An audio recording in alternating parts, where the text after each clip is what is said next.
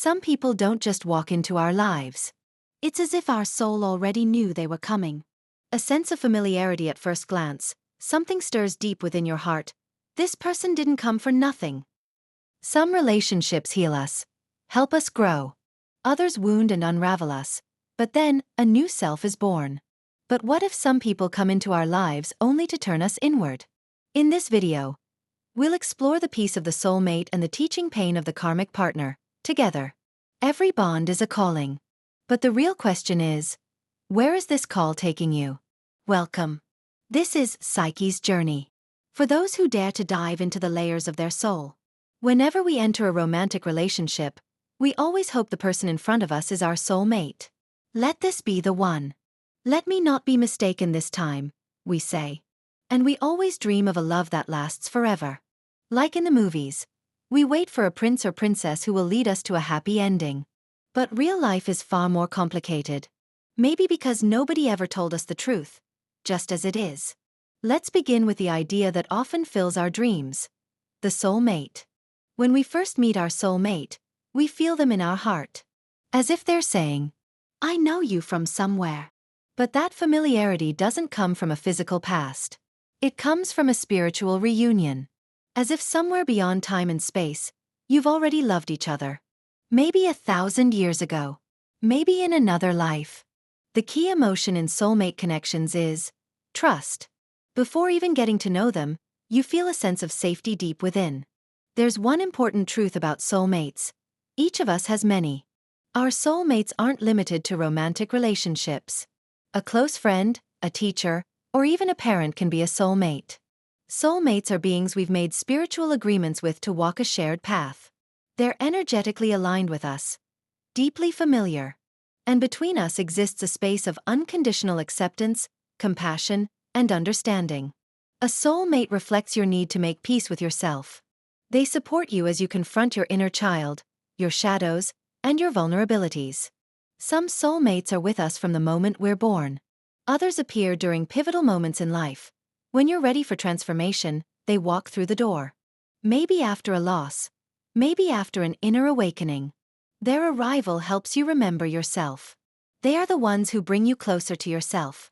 Especially in romantic relationships, a soulmate sees the hidden potential in you that even you can't see.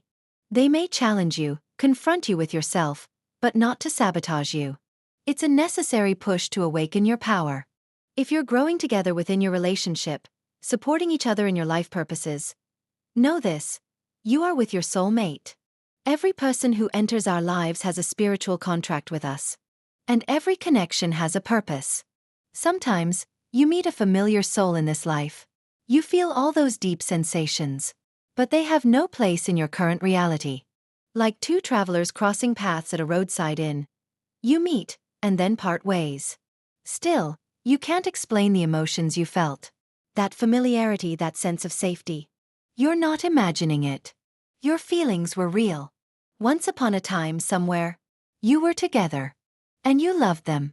But in this lifetime, you made no agreement to stay together. So even if your paths cross again, you continue down different roads. Though rare, it does happen. You know those stories where someone gives up the one they love, just for that person's happiness? That person is a soulmate.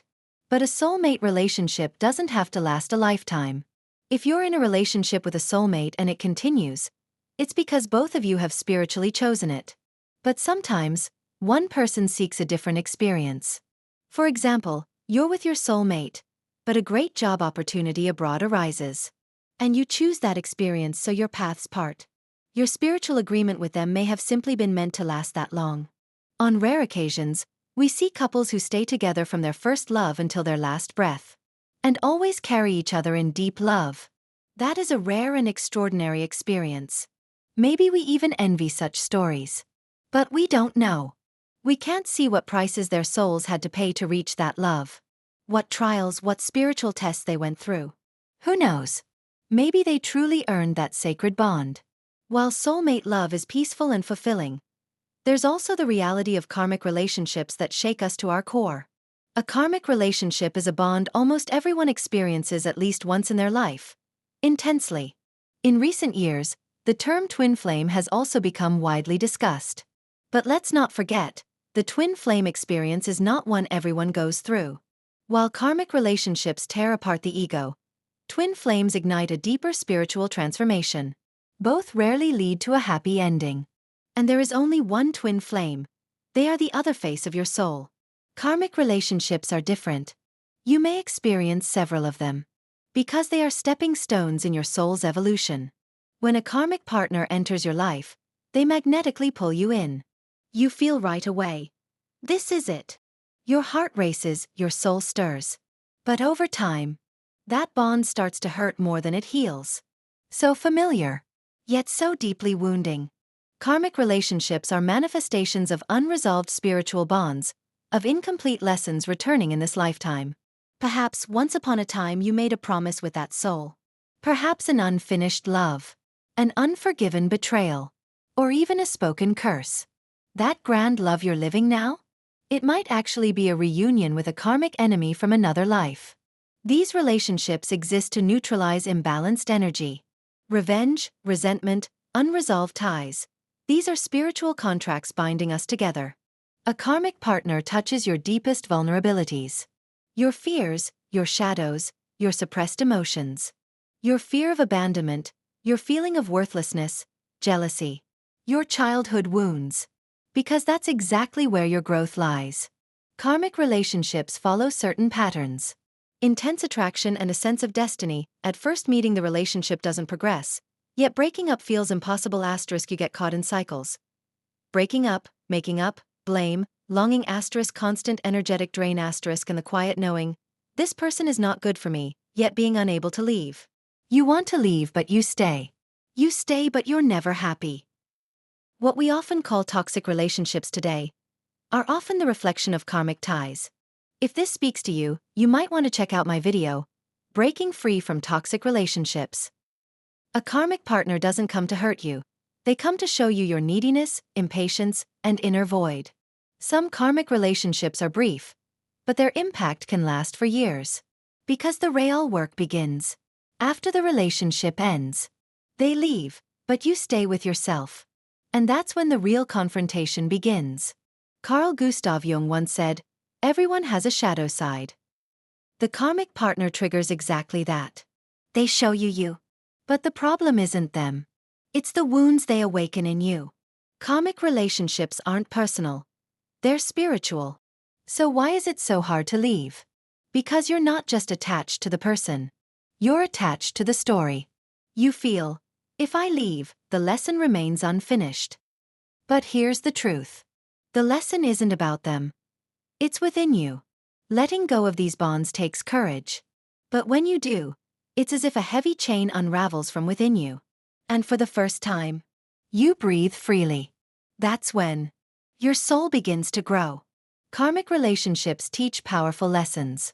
How to set boundaries that you cannot love others without first loving yourself. That real love arises not from pain, but from awareness. That forgiveness isn't forgetting.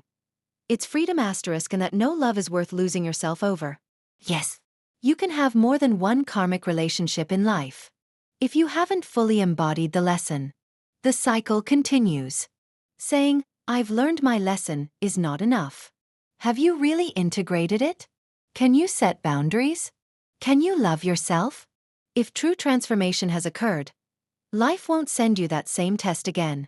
The more you love yourself, the higher the chance you'll attract someone with the potential to be your soulmate. Every connection and every experience carries a frequency. Feelings of worthlessness, guilt, inadequacy. These attract karmic partners who mirror them back to you. But when you value and love yourself, the person who comes into your life will reflect that same love. And maybe then, you'll truly meet your soulmate. Every spiritual bond is a mirror guiding us back to ourselves. Some pass through us like a gentle breeze. Others, like a storm, shake, shatter, and rebuild us. But remember, every meeting, every goodbye, every tear, is a call that makes you deeper, wiser, more you. Maybe it's time to ask, is this bond helping me grow, or breaking me down? Is it bringing me closer to myself, or pulling me further away? Because every relationship is a choice. And the frequency of that choice mirrors your inner frequency. As you love yourself, as you honor yourself, Every person you meet becomes a reflection of that love. Maybe the first step to meeting your soulmate is to become your own. This is Psyche's journey. And this journey continues until you return to yourself. If you found a piece of yourself in this video, let's meet in the comments. Share your story, be a light for someone else. And never forget, you are the most valuable guide on this journey.